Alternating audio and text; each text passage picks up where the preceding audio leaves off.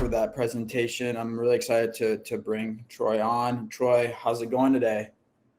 It's going good. Sending positive vibes to everybody.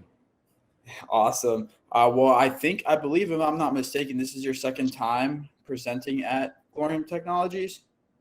Yes, it is my second time. I'm excited to be back. Yeah, I co-hosted the last event you were at, so that was a great presentation. I'm really looking forward to this one. A lot of the things that you're going to be talking about are things that I get excited about. So, without further ado, I'll let you kind of take the mic and if you want to introduce yourself and kind of start your presentation. Thanks, Troy. Sure. I'll just dive right into it. I hope y'all don't mind. There's not enough time in the day. Let's just get right to it. Hopefully you can see my slide. I believe you can. Let's make this stuff happen. Building a custom growth engine for sustainability and scalability. So let's get right to the point. Do you want to grow? Well, I'm assuming if you're here, if you're watching live, watching the replay, having an audio while you're doing the things, of course you want to grow. Most people will say they want to grow. Who doesn't want to grow? Such a simple question. And yet, actions speak louder than your words. So what does your actions say about your desire to grow? Can you be honest with yourself in this moment after the current speakers you've already heard and the speakers you will hear for the rest of the day and day two? I want you to really think about, in this moment, are you doing the necessary critical actions in order for you to grow? Full stop. Full stop. You will see this more than once, so get used to it. It's meant to be a swerve and reflect and challenge. A hard stop, a hard pause. Are the odds in your favor to scale or fail? I believe in truth trajectory. Troy, what is truth trajectory? Basically, you can only go as far as you're honest with yourself. If you're not honest with yourself about your situation, about your business, about your marketplace, about your opportunities, about your strengths, your weaknesses, your competition, and everything else, how in the world do you expect to scale? So be truthful. No cap. Be truthful with your trajectory. Be truthful with your business and yourself in this moment. Many times in startups, but just businesses in general, we can typically really get into this mode where we just are desensitized to the reality to a point we'll create our own reality and not deal with the hard truths. So what are the hard truths, Troy? The hard truth is only 10% of startups are successful. But if you're a startup, you probably already know that. And only 80% of startups survive after year one. Well, that's doom and gloom. How does that make you feel? I'm big on emotional intelligence because based off how you feel and how you perceive yourself, how you position your mind, your business, despite this data saying you're going to fail potentially, all depends on that. And if we're thinking about jumping ahead here, how to build a growth engine, how to scale, how to really penetrate the market and own the market, and maybe if your final bottom line is to sell or to just continue to scale and scale up, it all comes down to your mind. And that's being truthful with yourself. So even though only 10% of startups are successful, you're playing with house money, baby. So you might as well do it. If you're telling me that I have a high chance of failure anyway, just walking in the door, that means everyone's unequal. So therefore, why don't I just put in the work, put in the effort, and make this happen? So you can't grow if you don't believe. Again, you think about what was in Michael's secret stuff. It was belief. It was believing in yourself. Again, big matrix fan over here. You have to believe in yourself to make things happen. And therefore, belief powers the engine. Now, I'm not a woo person. I'm not a big Disney, trying to fill it in. But I'll be really honest here, is that with your emotional intelligence and your belief, if you don't have those things in alignment, you can't grow. You can't lead, you can't hire effectively, you can't create efficient culture, and you can't drive the funds, drive the investors, drive the community to get your business, to get your startup to where you want it to be. So why do you need a growth engine? So I'm big on definitions and everything else. Growth is where the business reaches the point for expansion. And an engine is a machine used to change the energy into movement. So consistent movement creates opportunity.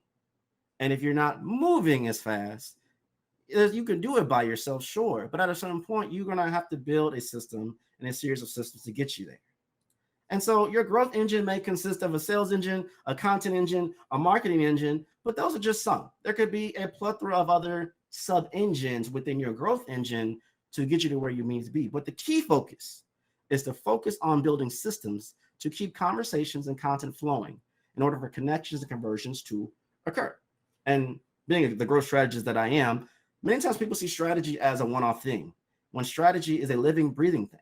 If you look at any NBA team, the team could be doing well. The team's going well. They just don't get rid of the coach. The coach is there the entire time to see you through to the championship. In the same way, growth strategy is your coach. It's that match to building the system and setting it on fire. So automation plus activation equals accumulation. Are you convicted in your MVP? Do you believe there is demand for the solution for your ICP, your minimum viable product, and your ideal customer or client profile? Do you believe in that? That the demand and the solution? And are you convicted of it? Because many times I talk with startups, we talk in these different groups all the time, and they focus on the competition and their MVP and driving it out. But sometimes they're not convicted in it. They don't fully believe in it. And I do believe there's a certain way that you have to manifest your belongingness, your position in your ideal marketplace with your particular product or service or deliverable in order for you to be successful in that. And so how do we align ourselves to answer these two questions? And also, how do we position ourselves to really create that growth engine customizable for us?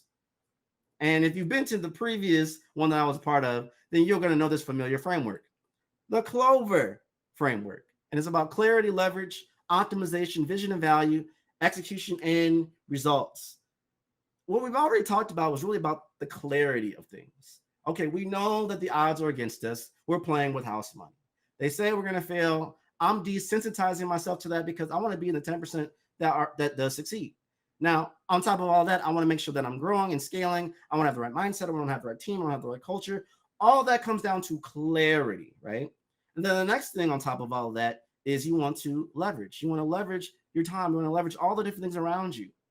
Optimization, vision, value. And, vision and value is so important, particularly with startups compared to other businesses, especially when you're starting on your early stage, is because you're literally selling a Post-it note. You're selling a vision that hasn't come to fruition yet to your investors, to funders, to a community, to a team. Maybe they're coming in with equity, all the different things. You're literally creating this vision and hoping that the vision is enough to create enough value, to create enough demand for them to be on board so you can leverage, based off your clarity, to execute and get the results that you want. And I apologize, I have the air conditioners too loud, so I'm trying to survive on that. But again, I want to go a little bit deeper into the Clover Framework. Be clear about your goals and your why, and also would add, be clear about your MVP, be clear about your marketplace, be clear about where you want to go and where you don't want to go. Obviously, leverage your time and resources wisely. Never stop optimizing for anybody. I don't care if you're really scaling, never stop optimizing. Manifest your vision in exchange for value.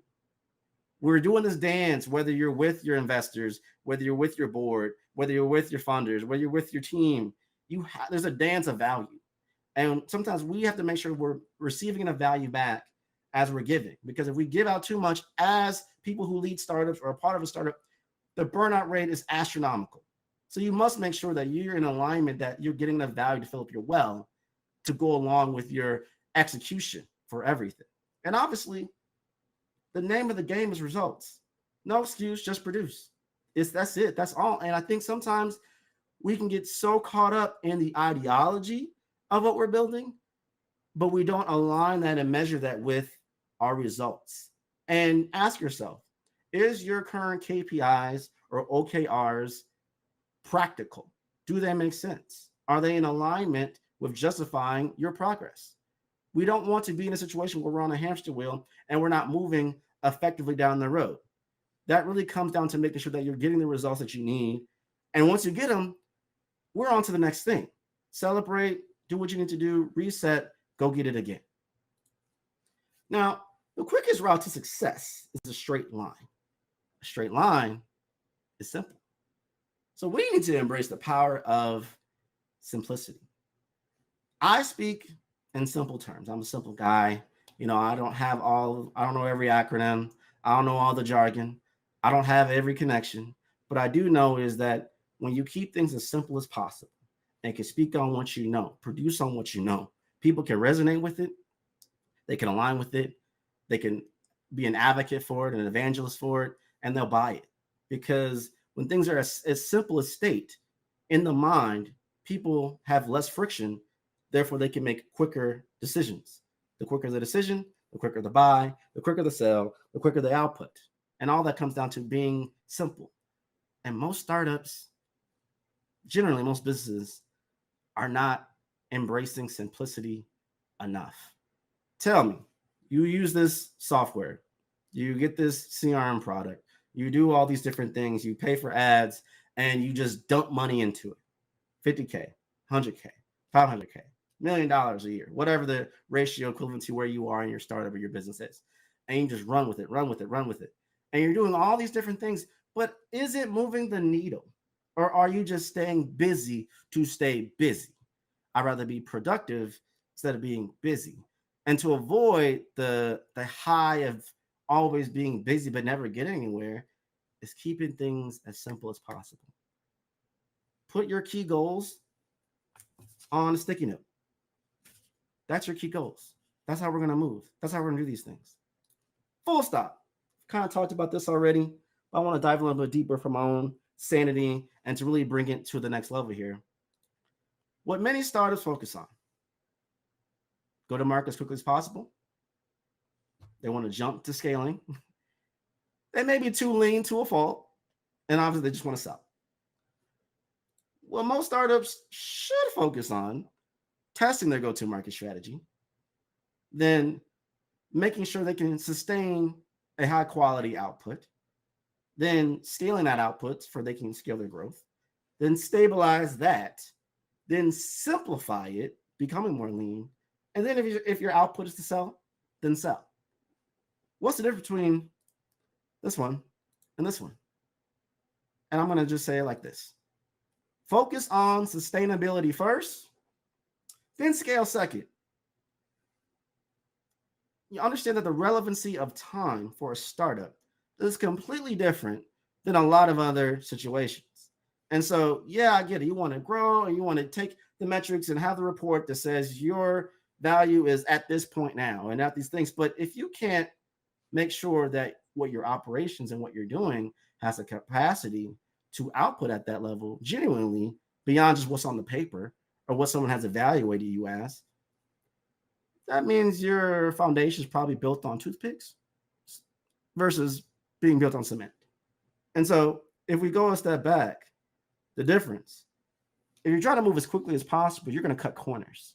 Now, I'm all about being lean and doing as much as you can. If you're bootstrapping or you're Series A or whatever thing you're on with funding, I understand you have to make decisions and cut corners in certain regards or cut costs in certain regard, or wait till you get another series of funding or demand or sales to make your moves, whatever phase you're in. However, don't fall into the trap where you're just trying to scale now, and you don't have a foundation to stand on. And that's why it's very critical that you test your go-to-market strategy, and you can have a sustainable output from that. Then scale. So again, sustainability first, scale second.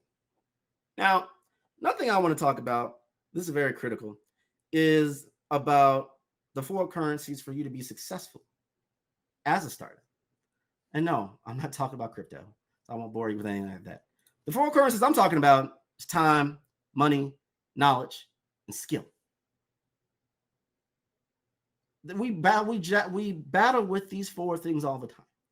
And when you're entering into the startup world, you have maybe one or a few of these things, but you probably don't have all of these things in abundance or where you want it to go. You maybe have enough time, but you don't have enough money. So you're probably bootstrapping or you're waiting for your next series round funding. Maybe you have the skill, but you don't have the full knowledge of all the things involved to make your startup successful.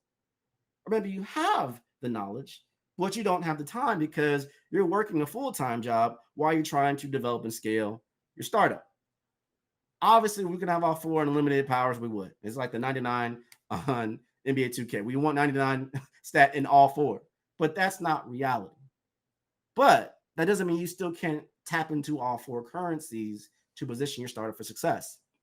If you have money, you can hire other individuals, whether it's freelancer contractors or bring people on, to take some of your load off to free up more time for you to spend time elsewhere. If you have money, again, you can pay for more knowledge to get the education, to get the understanding, to get the connections, to get the mentors or the coaches necessary to give you the direction for you to do that, or to even improve your skill. Same thing, vice versa. If you don't have the money, but you have the time, I convert my time as a barter for skill, and then that skill for knowledge. And there's unlimited combinations of how you're going to move about this. But it's very critical in this moment to really process and ask yourself, for you to take on something, if you're a few or one of many, how are you implementing your time? Is it worth your time? Is it worth spending your money? And maybe you can do it, but it may not be expedient for you to do it because your time could be spent elsewhere. Or if you're going to double down and do that, do you have the sincere skill to make it successful? Maybe you brought it to a certain point and now things have changed. You have to measure yourself against these currencies and make sure that it's in alignment for you to be at your most optimal state. Now, something people always want to talk about and project: hypergrowth, which is the rapid expansion where your compound annual growth rate is at least 40% or higher, above what you even projected for the year. Everybody wants to achieve hypergrowth. Everybody wants to expand and do what they need to do. Of course, who wouldn't? To get to hypergrowth, obviously, managing your foreign currencies, focus on sustainability, and then scaling, all that comes into play in this critical moment. But to go a little bit further, there's 6 phases to hypergrowth, in my personal opinion: investigation, initiation, integration, implementation, innovation, and introspection. I want to investigate the market. If I don't understand my marketplace, if I don't understand the competition, if I don't understand the lay of the land, how can I make moves? How can I make calculated decisions? Initiation, I want to initiate my thoughts, test things out, see what's going on. Let me just try things out in the market. Let me see what's happening, right?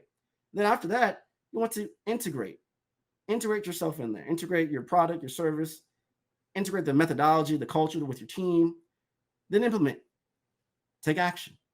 From that, we innovate. And everyone wants to throw around the word innovate, and I get it. It's a common word. It might be overly used, but it still has its place in everything. And that requires you to have introspection. Is that as you're growing or failing or ups and downs, you have to understand, what's my mental and EQ, mental and emotional state? What's the state of my team? What's the state of my customer? Introspection, because that's going to be that reset to then reinvestigate and start the process all over again. Now, we all want a few things. We want funding. We want customers. We want demand. We want growth. We want authority. We want press. We want revenue. We want ROI. And we want a little bit of RESPCT, respect. So we all want all of these things. And we all can get all of these things. But how do we do it, though? How do we do it? How do we make perception of our product reality? How do we attract and convert our ideal customer or client profile? How do we drive demand? No, how do we own demand, right? And how do we increase conversions? We think back to the growth engine. It's all about the system to drive content and conversations to get those conversions so you can get the money and the growth and success that you want. How do we do all these things? And again, I'm all about simplicity. It's not rocket science. What I'm saying is nothing you don't know, but in many cases, you're not implementing accordingly because there's just too much noise in the room. So let's just take the noise out of the room and focus on what we can do. And that's being direct, be authentic, be resourceful, and being tactical. Whether you're trying to get funding, whether you're trying to get customers, whether you're trying to get board members, whether you're trying to get mentorship and coaching, customers, clients, all the different things, it still requires you to have these 4 things activated and in play. Being direct, be authentic, be resourceful, and being tactical. And so to be direct, you got to be direct in your communication. If perception is reality and reality is truth, and you want to own that truth and make truth manifestation what you want, people respect people who can communicate very direct. And sometimes that's understanding your weaknesses. I have a tendency that in many cases, I want to overload information. And so that, that's my tendency. Simplify it, say less, pause, and wait. If you don't say as much or you're timid with your voice, tap into a different personality, if you will, to make sure you want to be who you can be to make this happen. So it's kind of like maybe you're the Clark Kent and you want to switch to being Superman.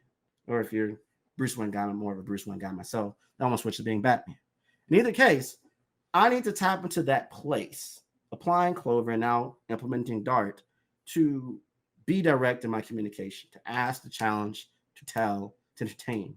And I think people sleep on that component of challenge. If you're breaking into a marketplace, if you're new, if you're not established, or you're comparing yourself, to your next competitor, you're trying to get that hyper growth status, that next level status for your next series of funding, whatever the goals and the phase might be, you really need to make sure you're at a place where you're comfortable with making challenges. Yeah, there's enough room for all of us in the sky to fly, but at the same time, I want to own my spot. I want to keep my spot, and I want to grow my spot. So I want to challenge.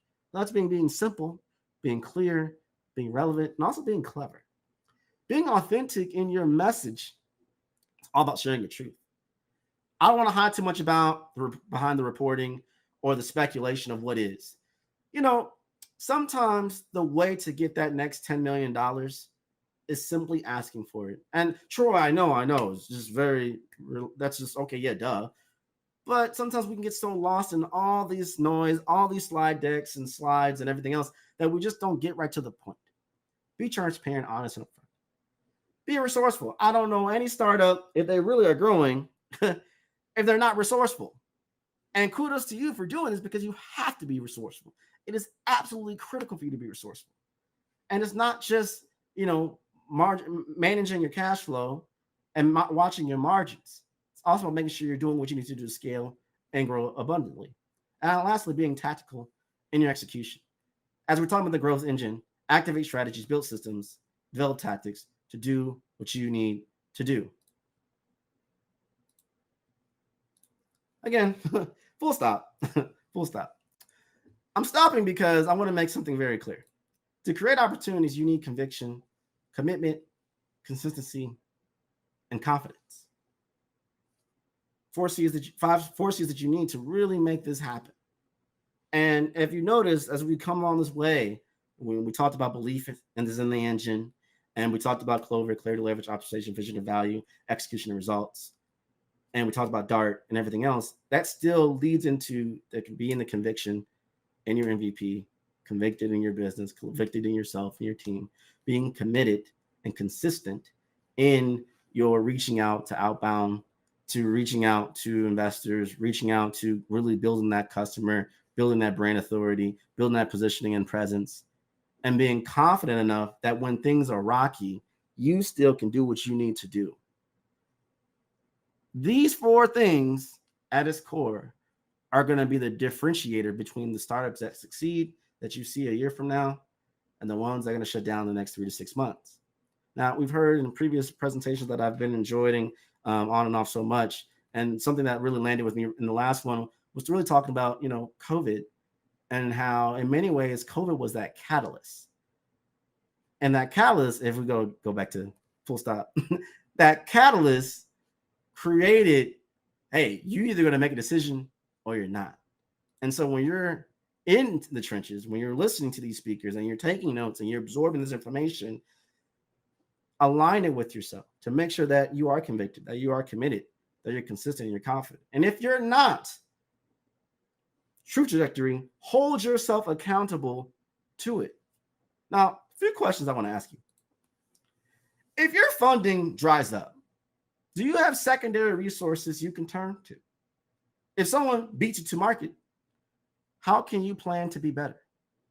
And if your MVP isn't working, what can you pull from it to pivot to another direction?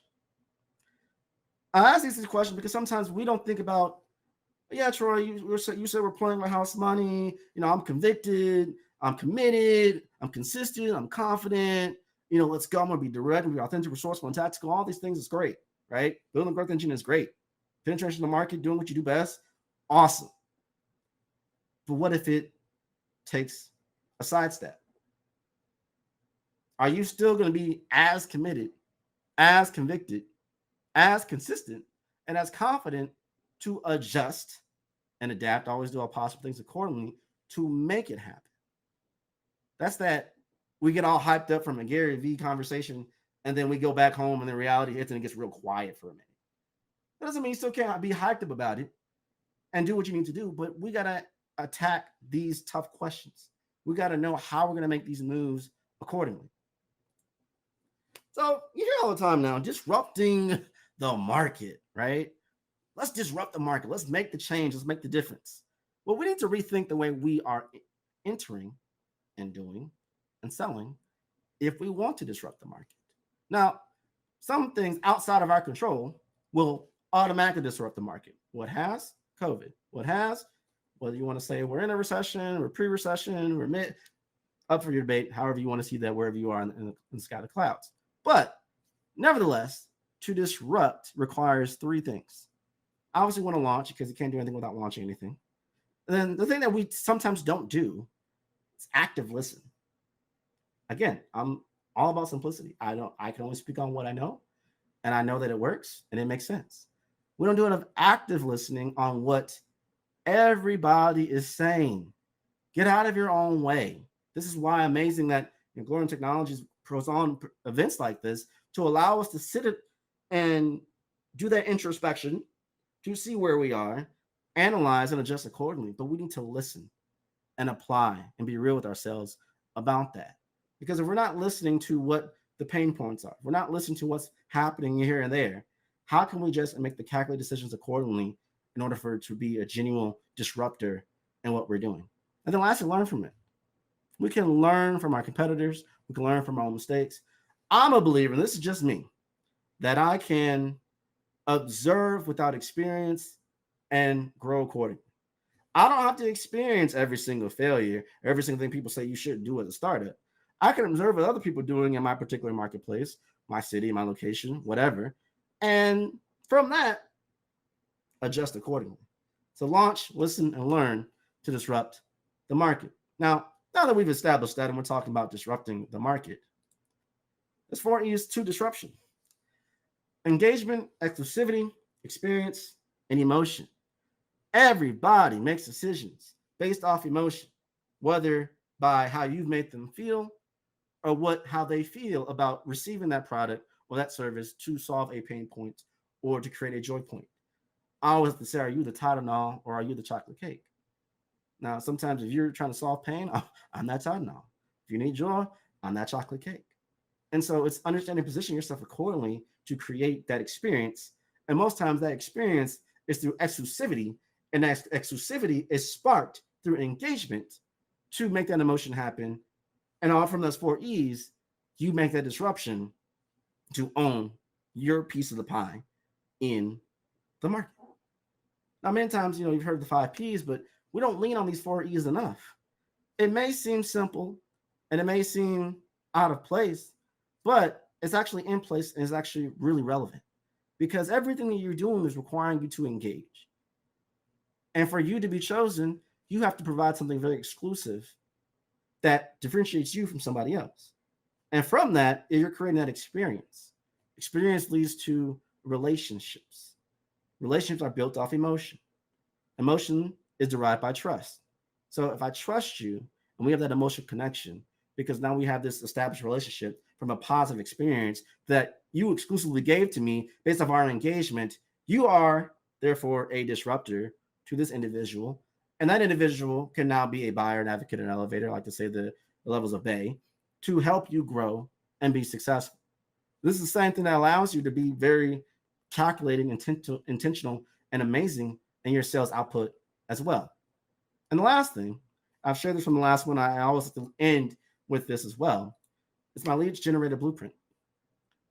These 5 things as a business you have to do, incorporating with everything else that we talked about, and really establishing that growth engine to attract your ICP, to drive the value up for your MVP.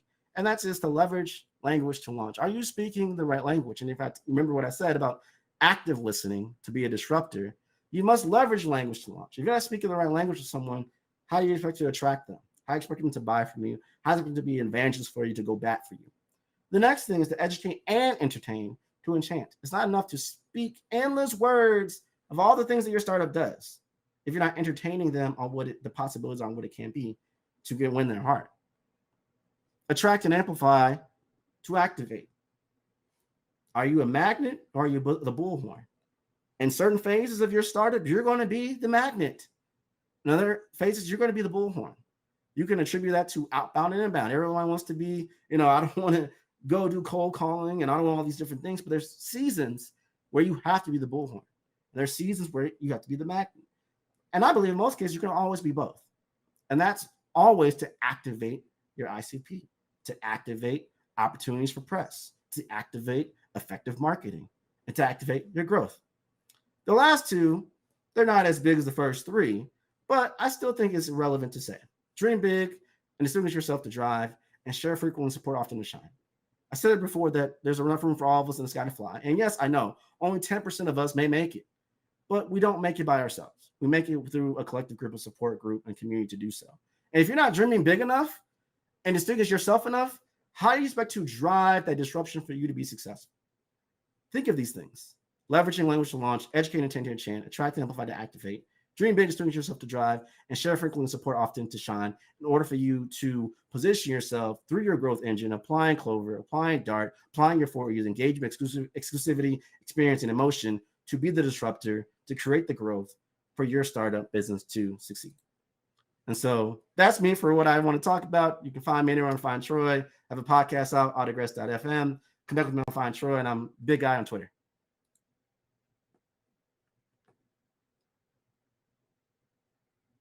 Any questions?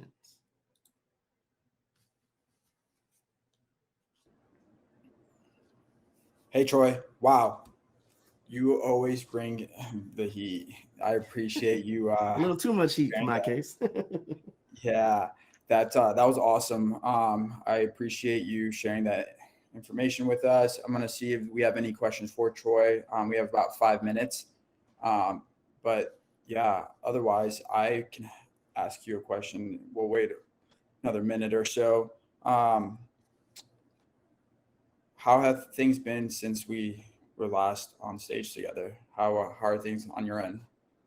I love that question. I think that's a fun question, and thank you for asking for it. I think I've definitely achieved more growth since the last time we talked, and I think that's doubling down by really simplifying what I've been doing. The first time around, I was doing a lot.